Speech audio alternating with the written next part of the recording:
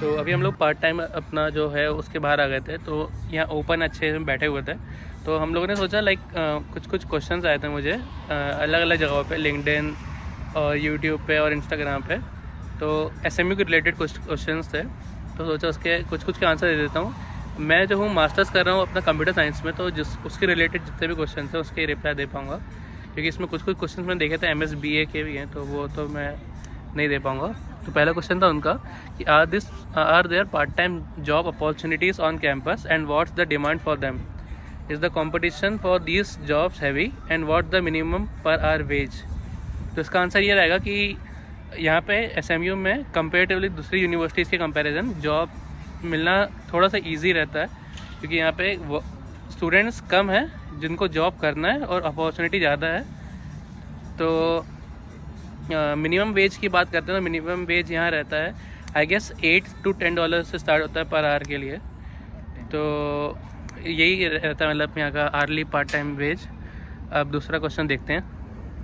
और अगर आप लोग को मतलब पहले क्वेश्चन का कंटिन्यू करते हैं, अगर आप लोग को अप्लाई करना है तो हैंडशेक करके एक ऐप होता है, उससे आपने कॉल की डिटेल डालो तो उसमें आपको जितने भी ऑन कैंपस वर्क है वो दिख जाएंगे, तो उसके थ्रू अप्लाई कर सकते हो आप। सेकंड क्वेश्चन है, I have received a scholarship of around $22,000 and there is additional opportunities for scholarship during my studies including external scholarship and want to is it usually to get much 22 का scholarship. Okay, तो उनको शायद 22,000 की scholarship मिली है, $22,000 की, और वो पूछ रहे हैं कि यूनिवर्सिटी में एडिशनल स्कॉलरशिप मिलती कि नहीं मिलती। तो आई गेस मिलती है, क्योंकि मैंने को सीनियर से बात करी है।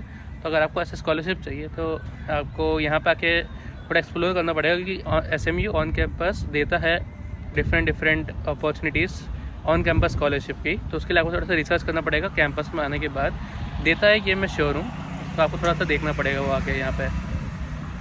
तो थर्ड क्वेश्चन है, is there on campus accommodation available और would you recommend external housing options in case of external, is there contact reference from your side, one of the student recommended the village Dallas, is it possible to have shared accommodation. तो अगर आप लोग यहाँ पे आ रहे हो तो university के बहुत पास में एक विलेज एरिया है, विलेज डैलस, तो वहाँ पे आपको इजीली मिल जाएगा अकोमोडेशन, और वहाँ से SMU की जो बस है वो भी चलती है कैंपस तक, तो आपको आने जाने में भी कोई प्रॉब्लम नहीं होने वाली है। और विलेज जो, अगर आपको ये है कि अगर आप जिसने पूछा है कॉन्टैक्ट कहाँ पे करें, तो हो सकता है मैं एक टेलीग्राम की लिंक डाल दूँगा नीचे, क्योंकि वहाँ पे जितने भी स्टूडेंट्स होते हैं वो अपना डालते हैं कि मुझे भी चाहिए, तो आप उनके साथ कांटेक्ट करके साथ में रह सकते हो।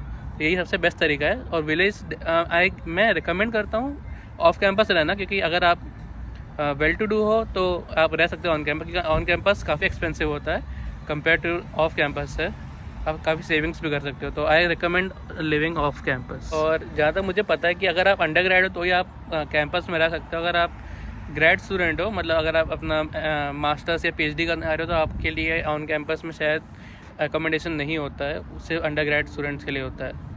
तो फोर्थ क्वेश्चन है हमारा, what are the most post MSBA। Bro मैं CS का हूँ, तो MSBA के क्वेश्चन में कोई भी नहीं बता पाऊँगा। फिफ्थ क्वेश्चन था कि what's the typical daily classes schedule like in terms of hours. तो यहाँ पे आप जो भी सब्जेक्ट लेंगे उसके बेसिस पे क्लासेस रहती हैं। जो मैंने सब्जेक्ट लिए हैं, मैंने इस सेमेस्टर 3 सब्जेक्ट लिए हैं, तो उसका मेरे 2 दिन क्लासेस रहती हैं, एक मंडे को 12 to 3 और एक रहती है वेडनेसडे को फ्रॉम 12 to 3। तो 1.5 घंटे की क्लासें होती हैं। तो ऐसा ही होता है यहाँ पे। तो आपका कुछ वेरी हो सकता है, बाकी हम लोग यूजली 2 से 3 दिन रहेगा ज़्यादा से ज़्यादा, उससे ज़्यादा नहीं होता है पर वीक में। तो अगला क्वेश्चन जो हम लोग के पास है वो है कि how much of living cost is required entirely study period and preferable, can you give your example. तो यहाँ पे जो अगर आपको कोई भी स्कॉलरशिप नहीं है तो मैं उस हिसाब से अगर आपको बताऊँ तो आपके जो I-20 आपको मिलेगा उसमें लिखा होगा कि एक प्रोजेक्टेड आपका 1 ईयर का कितना खर्चा आने वाला है। लिविंग कॉस्ट उसमें मिल के आती है, और उसमें जो लिविंग कॉस्ट होती है वो ऑन कैंपस के प्राइसिंग के हिसाब से जोड़ी जाती है, जो रियल लाइफ में बहुत कम होगी आपकी। और अगर आप लेके चलें तो अभी हम लोग रह रहे हैं, हम विलेज डैलस में रहते हैं हम लोग भी, तो 1700 हम लोग का जो किराया है, और 450 के आसपास पड़ता है पर पर्सन। और अगर ग्रोसरी और सब कुछ मिला के चलें तो आप $150 और ऐड कर सकते हो, तो 600 to मैक्सिमम 650 के आसपास पर पर्सन पड़ता है हम लोग को।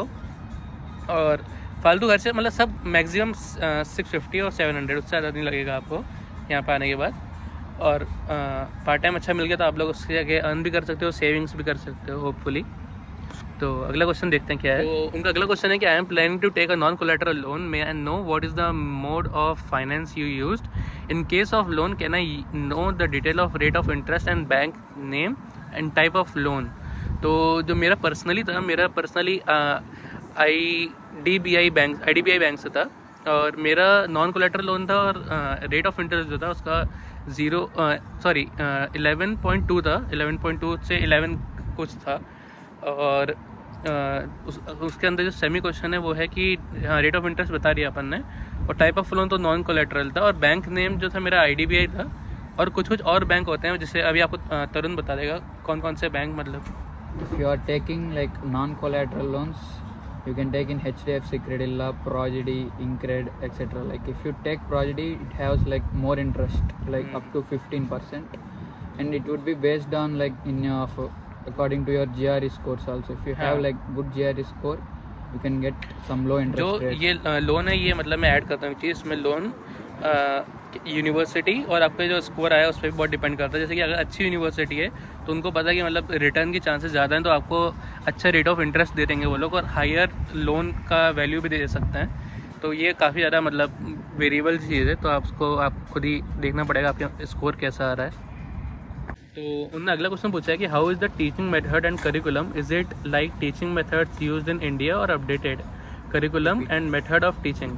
तो जो मेथड ऑफ टीचिंग है वो ये रहती है कि प्रोफेसर 3 डिस्प्ले लगी होती है। आपको अभी इससे पहले मैंने क्लिप डाली होगी क्लास की, उसमें आपको दिख जाएगा 3 डिस्प्ले लगी होती हैं, उसमें प्रोफेसर पढ़ाता है सामने, और बहुत ज़्यादा स्टूडेंट्स नहीं होते। और डिफरेंस ये होता है कि यहाँ पे 3 तरीके से आप क्लास ले सकते हो, एक डिस्टेंस, एक ऑनलाइन और एक फिजिकल में आप क्लास में बैठ के पढ़ोगे, ऑनलाइन में आप सेम क्लास ऑनलाइन देखोगे घर पे बैठ के या कहीं पे बैठ के, और डिस्टेंस में जितने भी वो है रिकॉर्डेड वीडियोस क्लास है उसका रिकॉर्डेड आपको उसमें मिल जाएगा, मतलब ऑनलाइन यूनिवर्सिटी के पोर्टल पे वो ऑनलाइन रिकॉर्डेड क्लास मिल जाएगी, तो आप घर पे बैठ के कभी भी रिवाइंड करके उसको पढ़ सकते हो।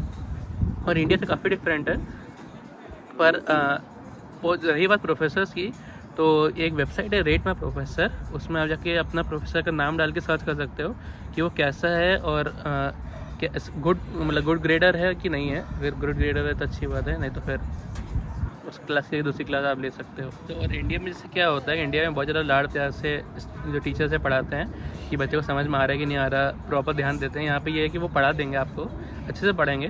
उनके पास ऑफिस आवर्स भी होता है, ऑफिस में जाकर उनसे क्वेश्चन पूछ सकते हो, पर एकदम माउथ फीडिंग नहीं करेंगे कि आपको पूरा जब तक आएगा नहीं तब तक पढ़ाते रहेंगे, ऐसा नहीं होगा।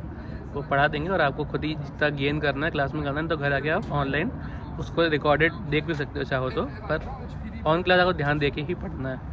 आखिरी क्वेश्चन तो यही है कि is there any other important thing that I need to know. तो ऐसे तो कुछ इंपॉर्टेंट थिंग नहीं है, जितनी भी आई थिंक मेजर चीज़ें थी सब मैंने इसमें कवर कर ली है। और हाँ, तो मेरे सब चीज़ें मैंने कवर कर ली है, और ऐसा कुछ बचा नहीं है। बाकी आप यहाँ पे आओ, अच्छा एक्सपीरियंस रहेगा मेरे हिसाब से तो, और काफ़ी सुंदर और अच्छा बड़ा कैंपस है, तो मतलब अच्छा लगेगा आपको ये choice. I don't think so कि कोई रिग्रेट करेगा यहाँ पे आना। बाकी वही सब्जेक्टिव चीज़ है काफ़ी ज़्यादा। तो यही था मेरी तरफ से। अगर आप लोग को ये अच्छा लगा हो तो और भी कोई क्वेश्चन हो तो आप पूछ सकते हो नीचे, मैं बता दूँगा अगर मुझे पता होगा तो। अगर CS रिलेटेड कुछ भी होगा तो मैं बता सकता हूँ। बाकी that's it for this question. अगर और क्वेश्चन होंगे तो आप पूछ सकते हो कमेंट में, बिल्कुल उसको कवर कर लूँगा।